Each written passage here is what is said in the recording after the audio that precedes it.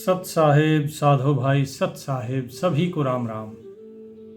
बंदी छोड़ गरीबदास महाराज अपनी वाणी में कहते हैं कि जिसने उस परमात्मा का रस पी लिया, जिसने उस परमात्मा के आनंद रूपी रस को पी लिया, उसका जीवन धन्य हो जाता है। साहेब अपनी वाणी में बताते हैं और समझाते कि जो रस का अंग है अर्थात रस की वार्ता, वो अमृत, उसकी वार्ता हो रही है। तो क्या कहते हैं?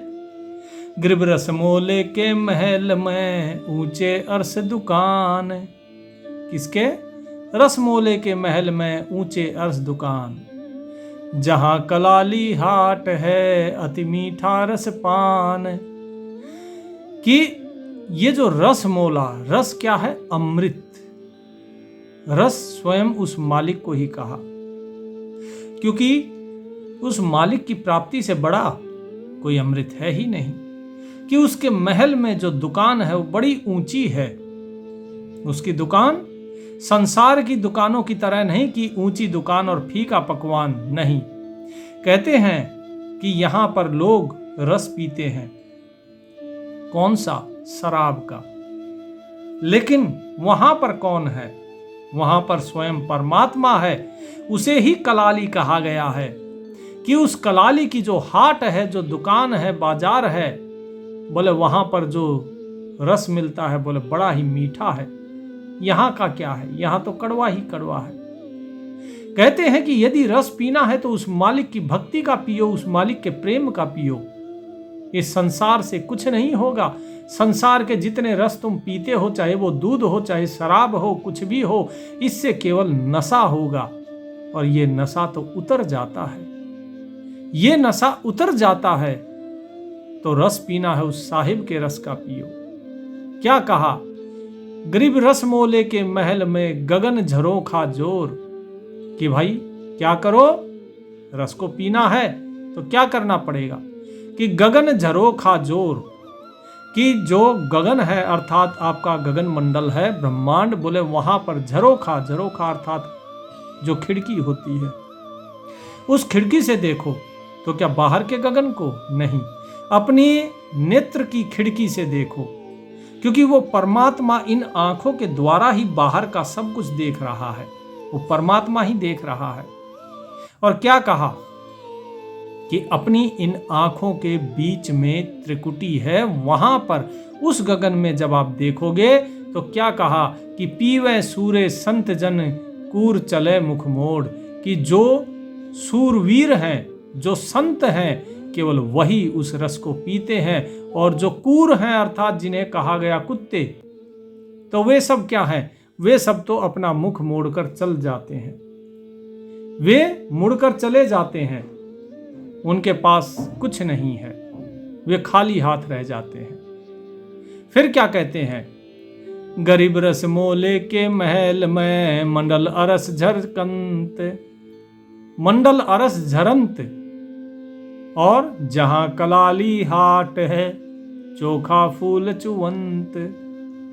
कि वहां पर उस कलाली अर्थात उस जो पिलाने वाला है, उसका हाट है, उसका बाजार है। और वहां से क्या है? बोले चोखा फूल चुवंत। फूल का रस जो होता है, मधुमक्खियां इकट्ठा करती हैं और उसका शहद बनाती हैं। बोले वो शहद जो है उस चोखा, चोखा अर्थात बड़ा अच्छा, बड़ा ही मीठा, बोले वो रस वहां से चू रहा है, बह रहा है। फिर बोले गरीब फूल चुए चिंतामणि कलश विनायक कुंभ। सुरत सुराही फिरत है देखा अति अचंभ। कि भाई जो फूल चू रहा है, जिससे ये अमृत रस झड़ रहा है, ये बिना किसी कलश के एक कुंभ में भर रहा है। लेकिन वो कुंभ, वहां कोई कलश नहीं है। और क्या कहा? कि वहां पर किसके अंदर भर रहा है ये कुंभ? कौन सा है? बोले सुरत सुराही फिरत है देखा अति अचंभ। की एक अचंभा देखा कि उसे कौन पी रहा है। सुरत रूपी सुराही में वो जा रहा है, वो सूरत रूपी सुराही उसे पी रही है। अर्थात आपको जो अपनी सूरत है, उस सूरत को अपने गगन मंडल में चढ़ाना है, तब उस अमृत रस को पिया जाता है। फिर क्या कहा कि ग्रीव फूल चवे चिंतामणि, अरस पटन के घाट, तन मन निश्चय अर पिए कीजे सिर की साट। अरस का अर्थात होता है ऊपर, शिखर पे। पट्टन माने शहर, कि सबसे ऊंचे शहर के घाट पर वो अमृत रस झड़ रहा है। फूल चवे चिंतामणि, फूल से वो रस झड़ रहा है। और तन मन निश्चय अर्प्य, निश्चय अर्थात निश्चित, निश्चय ही, कि निश्चय करके अपना तन और मन ये दोनों सौंप दो। कीजिए सिर की साट, अपने सिर को उस मालिक को सौंप दो, तब ये रस पिया जा सकता है। आगे क्या कहा कि प्याले कंद कपूर, औघट घाट अपंथ, कि वो औघट घाट है, वहां बिना पंथ का पंथ है, वहां कोई पंथ है ही नहीं, कोई रास्ता नहीं है। ये जो लोग आजकल पंथ बनाए फिरते हैं, बोले ये कोई पंथ वहां नहीं पहुंच सकता। प्याले क्या है? कंद कपूर, खुशबूदार, जैसे कपूर की खुशबू है। लेकिन कपूर को जैसे ही आप अग्नि दिखाओगे, कपूर उड़ जाता है, जल जाता है खुशबू के साथ। तो इस प्रकार से वहां प्याले भी महक रहे हैं। ठीक है। फिर क्या कहते हैं कि वो अमृत रस कैसा है कि कायर को कड़वा लगे मीठा इमृत सूर, कि सूरवीर को वो रस मीठा लगता है और जो कायर है उसे कड़वा लगता है। कायर कौन है?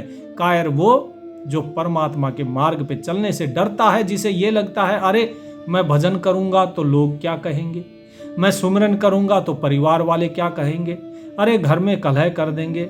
भगत जियों, ये घर की जो कलह है, सारी जिंदगी निकल जाती है इस घर की कलह में। लेकिन ये कलह जब तक आप जियोगे तब तक शांत नहीं होगी। पहले माँ बाप कलह करेंगे आपके साथ, फिर पत्नी बच्चे कलह करेंगे, फिर बच्चों के बच्चे कलह करेंगे, और अंत में आप अपने जीवन को हार कर चले जाएंगे।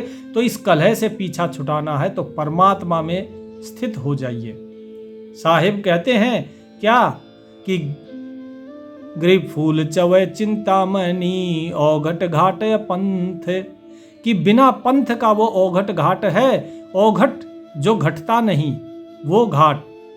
और ज्ञानी ध्यानी ना लखै, फिर गए अनंत, कि कितने ही ज्ञानी ध्यानी फिर कर चले गए, लेकिन उनको भी वो दिखाई नहीं दिया। जो औघट घाट है वहां तक नहीं पहुंच पाए, वो भी नहीं उस रस को पी पाए। उस रस को पीने के लिए, क्योंकि उस रस को जिसने पी लिया वो अमर हो जाता है, जन्म मरण से परे हो जाता है। क्या कहते हैं? गरीब बजर पोर डोढ़ी लगी, अंदर अरस दुकान, मेहर दया से पाइए सतगुरु देव दान, कि भाई ये तो सतगुरु की मेहर से ही आप पा सकते हो।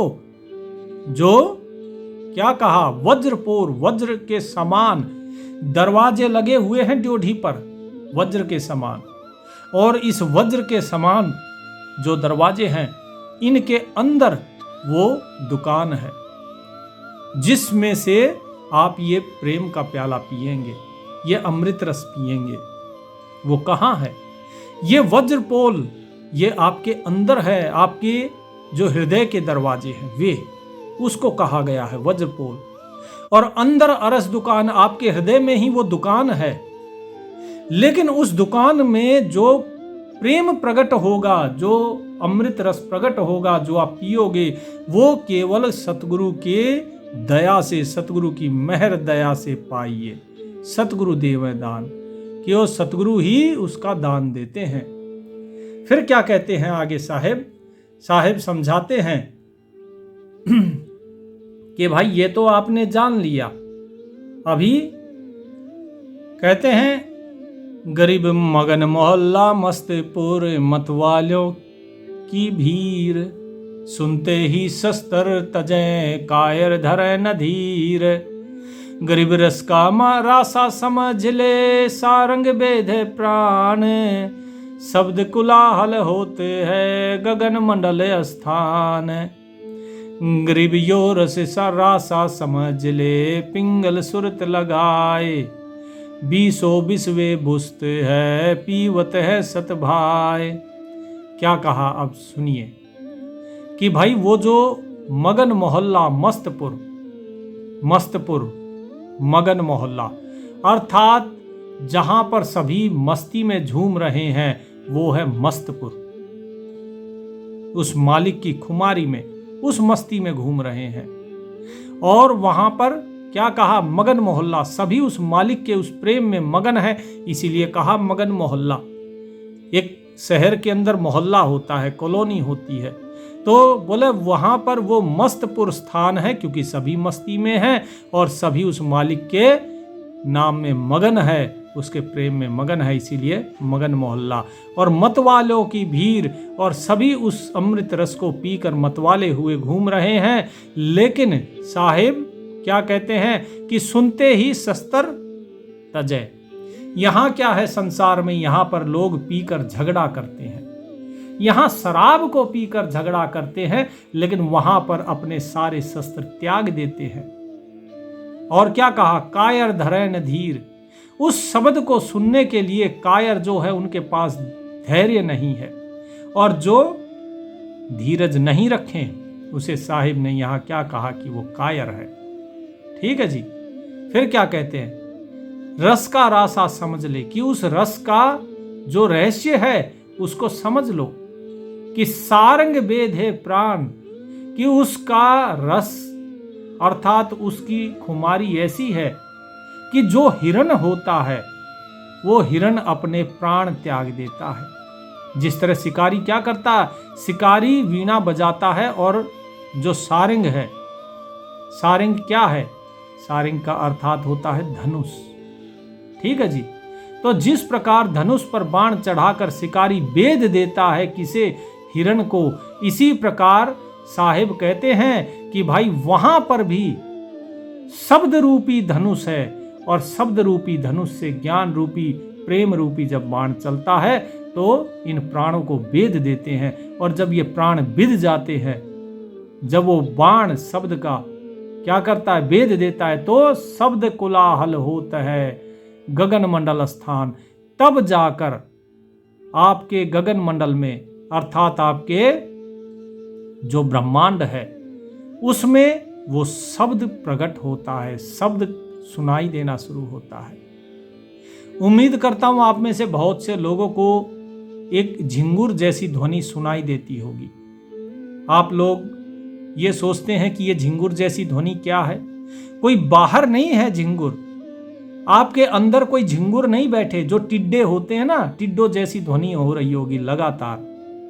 तो वो कब होती है, ये आपको सुनाई देती है, ये उसी की धुन है। वो जो अनाहद शब्द हो रहा है लगातार, ये वही धुन है। जैसे जैसे आप आगे बढ़ेंगे ये धुन भी बदलती जाएगी, लेकिन हमें केवल धुन के पीछे नहीं भागना। हमें तो जिस माध्यम से ये सुनाई दी है हम केवल उसको पकड़कर चलेंगे, और वो है नाम। ठीक है जी। वो शब्द है, वो परमात्मा है। हम केवल उस शब्द, उस नाम को ही हम पकड़कर चलेंगे। फिर क्या कहते हैं कि कैसे सुनाई देता है शब्द, कि पिंगुल सुरत लगाए, कि अपनी सुरत को किसमें लगाओ, इंगला पिंगला सुषमना, ये जो है इनके द्वारा सुरत को लगाया जाता है। बीसों बिस्वे बुस्त है, कि वो जो वस्तु है, बुस्त अर्थात वो वस्तु कौन, परमात्मा। बोले वे बिस्वे 20 है, वो पूर्ण है, वो आधा अधूरा नहीं, अज्ञानी नहीं है, वो पूर्ण है। उस परमात्मा के अलावा और कोई भी पूर्ण नहीं है। और उसी का जो रस है, बोले पीवत हैं सत भाई, जो सच्चे भक्त होते हैं वही केवल उसके अमृत रस को पीते हैं। फिर क्या कहते हैं भगत जी, जो साहिब की वाणी का ये आपको भेद बताया जा रहा है, इसका अर्थ समझाया जा रहा है, ये इसलिए है ताकि जब आप स्वयं बैठकर जब पाठ करेंगे, जब स्वयं आप ग्रंथ साहिब जी का पाठ करेंगे, तो आपको पता रहे कि आप पढ़ क्या रहे हैं। देखिए परमात्मा कहाँ है, भेद समझिए। अगर उस भेद को नहीं समझ पाए तो फंस जाओगे। परमात्मा आपकी सांसों में है। साहिब कहते हैं, श्वासा पारस भेद हमारा, जो खोजे सो उतरे पारा, इन श्वासों में है। ठीक है। दूसरा कहाँ है कि जो वाणी है, जो ये शब्द हो रहा है, ये भी वही है, वो परमात्मा ही है कि हम हैं शब्द शब्द हम माही, हमसे भिन्न और कछु नाही। और फिर क्या कहते हैं, कबीर साहिब से प्रश्न पूछा जाता है कि शब्द कहाँ से उठत है, कहाँ में जाए समाए, हाथ पैर वाके नहीं, कैसे पकड़ा जाए। तो जो शब्द ये दास के मुख से अभी निकल रहे हैं, क्या इनके कोई हाथ पैर हैं क्या? कहां से उठते हैं? कि नाभ कमल से उठत हैं। क्या कहते हैं कबीर साहिब? कबीर नाभ कमल से उठत है और गगन जाए समाए। और किससे पकड़ा जाएगा? सुरत निरत से खोज ले, नहीं तो पकड़ा न जाए। कि सुरत निरत के द्वारा ही उस शब्द को पकड़ा जा सकता है, उससे ही खोजा जा सकता है, उससे ही समझा जा सकता है। तो जो शब्द ये बोला जा रहा है, ये शब्द ना तो आप देख सकते हो, लेकिन सुनाई तो दे रहा है ना। इसी प्रकार अंदर भी शब्द हो रहा है, लेकिन वो शब्द आप केवल सुन सकते हो, देख नहीं सकते हो। वो विदेह है, उसे लिखा नहीं जा सकता है। ये जो अक्षर बोल रहा हूं, आप इन अक्षरों को बोल सकते हो, लिख सकते हो, लेकिन साहिब कहते हैं कि 12 वाणी ब्रह्म है। कि ये जो 12 वाणी है ना, जो बोलते हैं, हम उच्चारण करते हैं, जितनी मात्राएं हैं, ये वो ब्रह्म ही है, वो परमात्मा ही है। शब्द जैसे निराकार है, निर्विकार है, अजन्मा है, कहां से पैदा होता है और कहां चला जाता है। बोलना जैसे ही हम बंद कर देते हैं, तो जो शब्द हमने बोले वो कहां चले जाते हैं? वो सर्वव्यापक हो जाते हैं। ठीक इसी प्रकार वो परमात्मा भी सर्वव्यापक है। तो भगत जियों, इस चीज को, इस भेद को समझो कि वो परमात्मा ही बोलता है, वो परमात्मा ही इन आंखों के झरोखों से देखता है, वो परमात्मा ही आपकी श्वास श्वास में है। इसीलिए साहिब जब बता रहे हैं किसी भेद को, उस भेद को हमें याद रखना चाहिए, ताकि आगे भविष्य में जब भी हम इस वाणी को पढ़ें, क्योंकि ये क्या है, ये जो लिखा हुआ है, जिसे ये दास आपको बता रही है, क्या है? ये वाणी है, ये शब्द है, ये परमात्मा की वाणी है। और जो परमात्मा की वाणी है, वो स्वयं परमात्मा ही है। इसीलिए जब जो परमात्मा की वाणी है, परमात्मा का शब्द है, जब उस शब्द को आप स्वयं पढ़ते हो, तो आपके अंदर बैठ के वो परमात्मा ही बोलता है। और तो क्या होता है? तो हम परमात्मा का स्वरूप ही हो जाते हैं। इस भेद को समझो। इस भेद को लोग जानते नहीं है। आप चारों वेद पढ़ लो, ग्रंथ पढ़ लो, शास्त्र पढ़ लो, लेकिन उससे मुक्ति नहीं होगी, क्योंकि वो जिसकी वाणी है आप वही बनोगे। लेकिन यहां पर ये परमात्मा की वाणी है, परमात्मा की वाणी पढ़ोगे तो परमात्मा ही बनोगे। एक सत्संग में कल हमने बताया था कि रामचरितमानस में यह कहा जाता है कि जानत तुम्ही होई जाही, सोई जानो जही देहु जनाई, जानत तुम्ही होई जाए। कि जिसे तुम जनाना चाहे, स्वयं को बताना चाहो, जताना चाहो, केवल वही तुम्हें जान पाता है, और जो तुम्हें जान लेता है तुमसा ही हो जाता है। मम दर्शन फल परम अनुपा, जीव पाव निज सहज स्वरूपा। कि मेरे दर्शन का फल इतना अमोघ है कि जो मुझे देख लेता है, मुझे जान लेता है, तो वो जीव अपने स्वयं के स्वरूप को भी जान लेता है। तो जिस प्रकार से देखने से हम स्वयं के स्वरूप को देख लेते हैं, जान लेते हैं, इसी प्रकार हम इस वाणी को पढ़ने से स्वयं उस ब्रह्म के समान ही हो जाते हैं।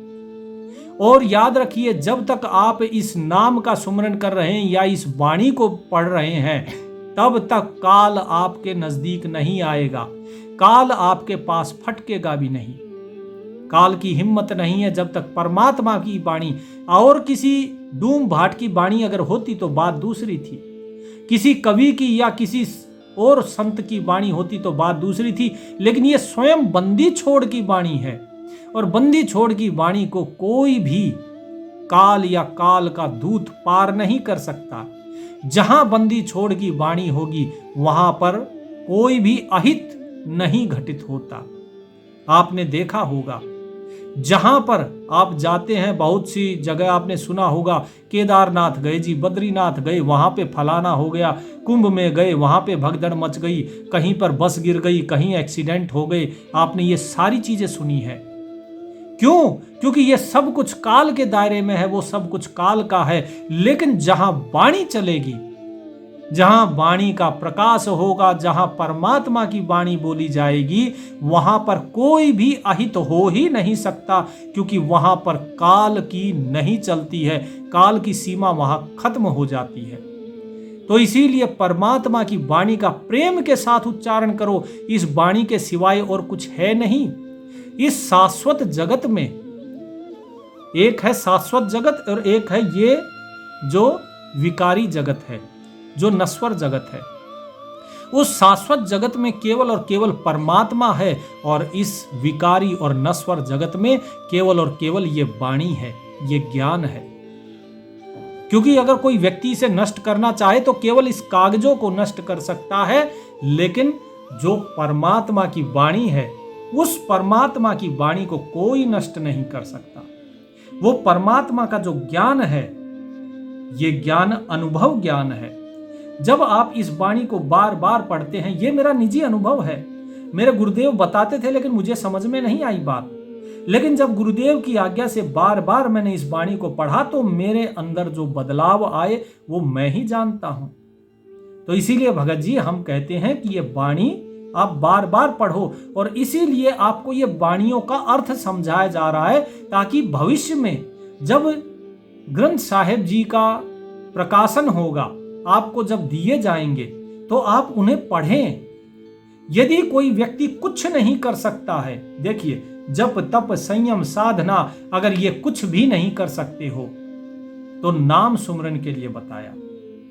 अब नाम सुमरन भी बहुत से लोग ऐसे हैं जो नाम सुमरन नहीं कर पाते हैं, उनके लिए साहिब ने ये वाणी का कहा है कि अनभय पाठ पढ़े जो हंसा, धन धन तिनके है कुल बंसा।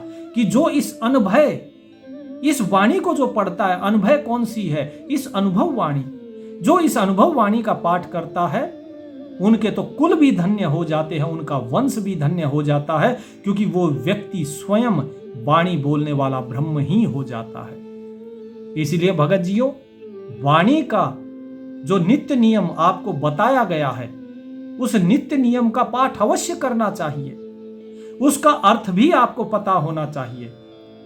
ये दास जिस दिन साहिब की आज्ञा होगी उस दिन पूरे नित्य नियम का आपको अर्थ भी बता देगा। तब तक आप उसे पढ़िए।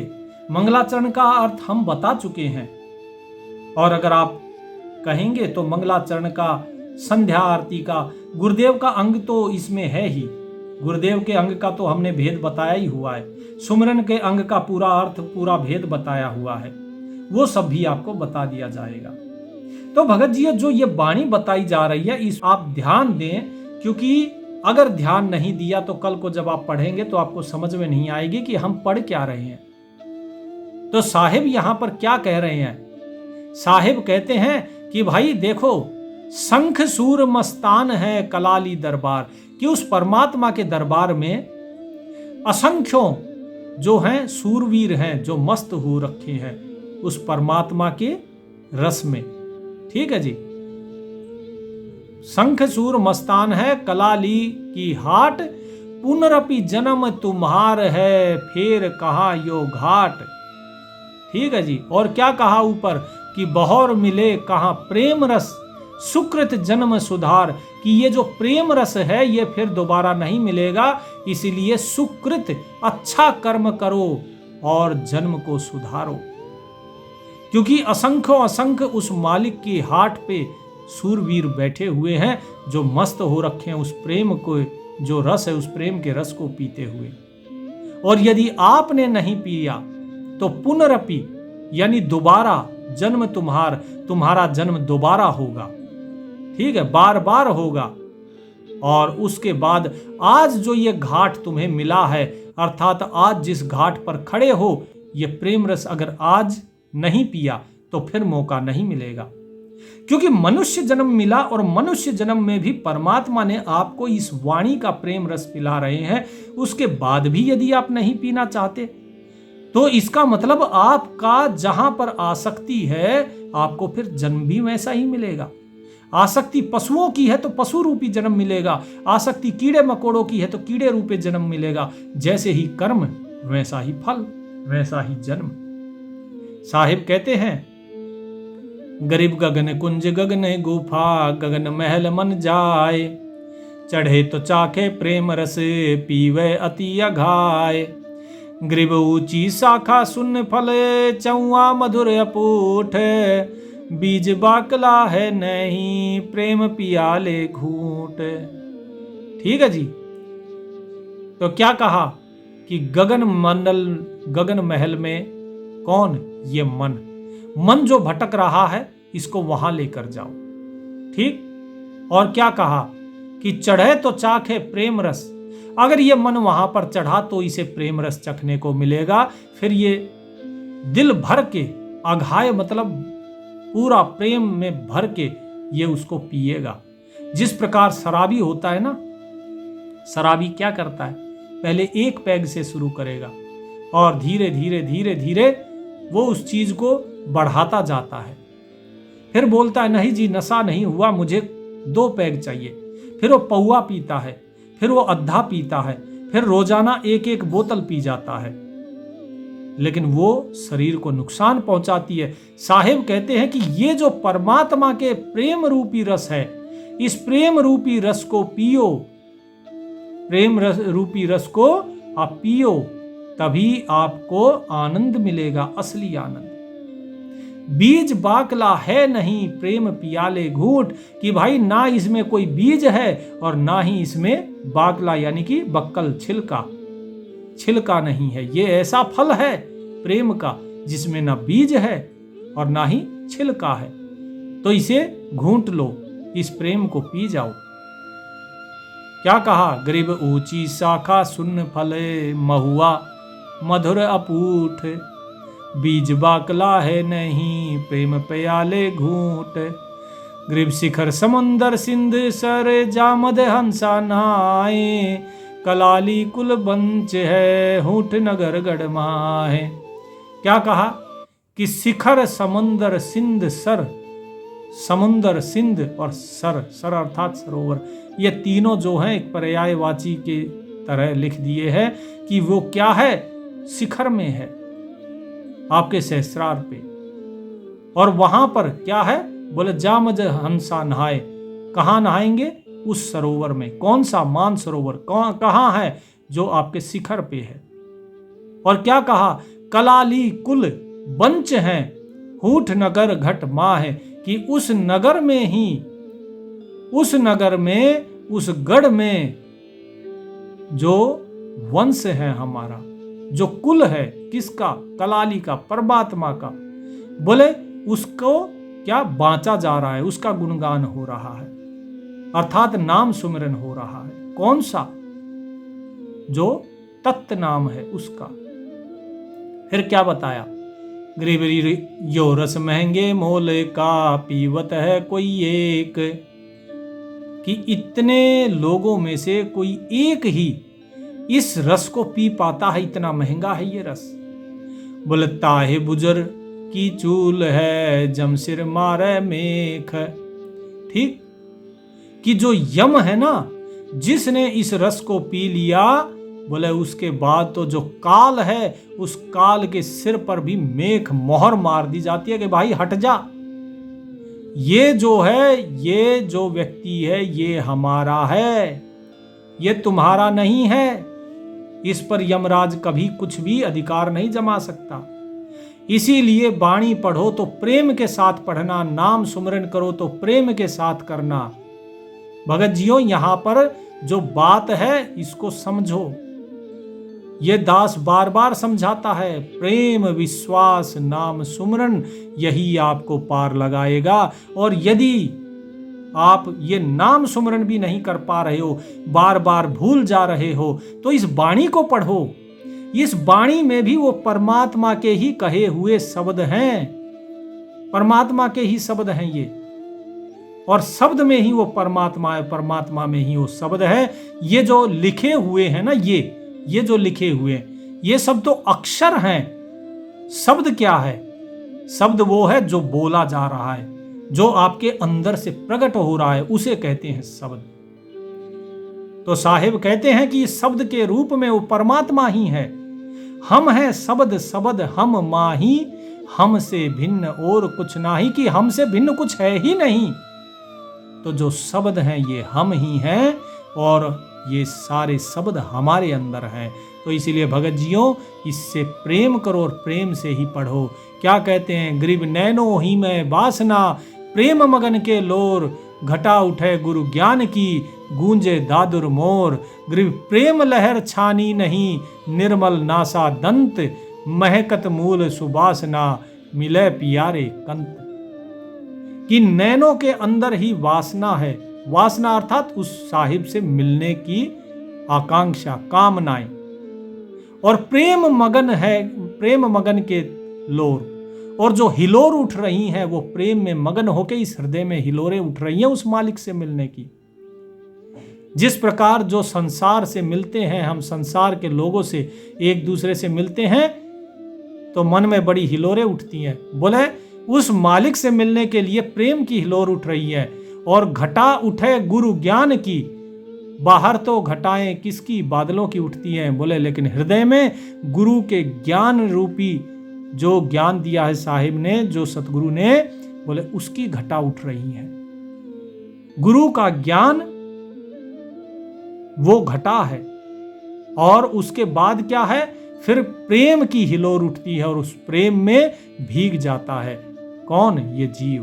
कहते हैं गूंजे दादुर मोर, जिस प्रकार से मोर क्या करते हैं, जैसे ही घटाएं उठती हैं तो मोर चिल्लाते हैं, मोर कूकते हैं, और दादुर अर्थात जो मेंढक हैं वो टर टर करना शुरू कर देते हैं। सब प्रसन्न हो जाते हैं कि हाँ बारिश होने वाली है। और क्या कहते हैं कि प्रेम लहर छानी नहीं, निर्मल नासा दंत, कि जो प्रेम की लहर है उसमें फिर ये जीव भीगना शुरू हो जाता है। वो छानता नहीं है कि अरे भाई इसको रोको। जैसे बारिश होती है ना, बारिश में हम भीगते हैं, हम क्या उस पानी को शुद्ध करते हैं? हम बस उसमें भीगते हैं कि अरे आनंद आ रहा है।